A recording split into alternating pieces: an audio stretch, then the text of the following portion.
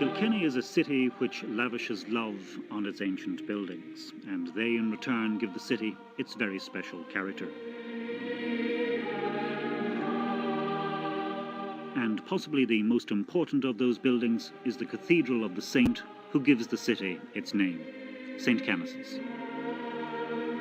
And it's that cathedral which is this year celebrating its 700th birthday, a building which has seen and sometimes has suffered much. Dean Brian Harvey. It goes back certainly to the time when the Round Tower was built, and the period for building round towers in Ireland was, say, between 700 and 1000 AD.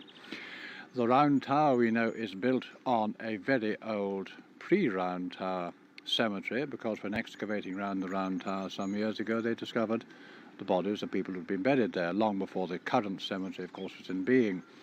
So we think there's certain justification for thinking that St. Canice, this was a site where St. Canice settled a community in the later part of the 500s AD.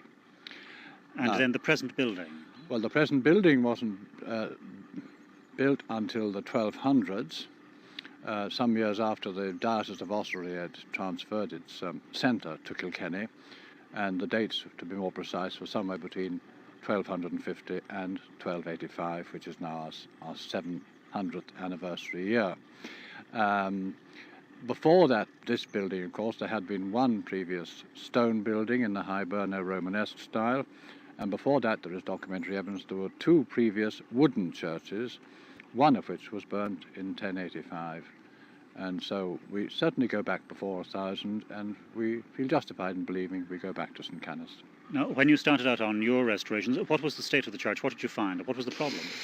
Well, the problem was dry rot hidden in a greater degree of devastation than we thought from the superficial examination, and it involved the whole of the, as we stand here, the whole of the far or the east end of the cathedral, needing its wooden panelled ceilings to be all stripped down and renovated, and also the outer roof. Two side chapels beside the east end also had to be done very extensively, and after all that was done, of course, do what I call medicating the walls, preventive chemicals being pumped into the walls to prevent dry rot in the future.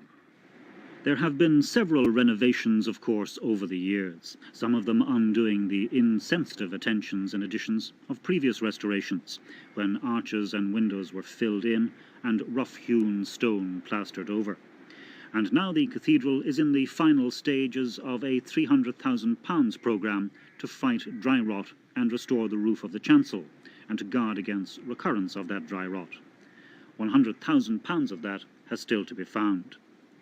But they say now that the building is in perfect shape to expand its new role in ecumenical worship and as a centre for the whole community, in perfect shape to celebrate its birthday. It's going to be used increasingly, apart from the regular worship of the Church of Ireland members of it, for ecumenical events, whether they be carol services, unity services, peace services, children's carol services, all sorts of things like that. It is being used every year now on a regular basis by Kilkenny Arts Week for musical events. We have had exhibitions of various kinds, paintings and cloth and so on.